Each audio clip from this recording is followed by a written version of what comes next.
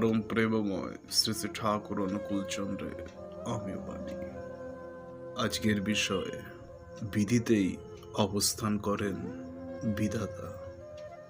কোনো কিছুর কারণ যতক্ষণ না আমি খুঁজে বার করার চেষ্টা করছি, ততক্ষণ আধ্যাত্মিকতাকে একটা মিরাক্কেলের মধ্যে ফেলে দিই।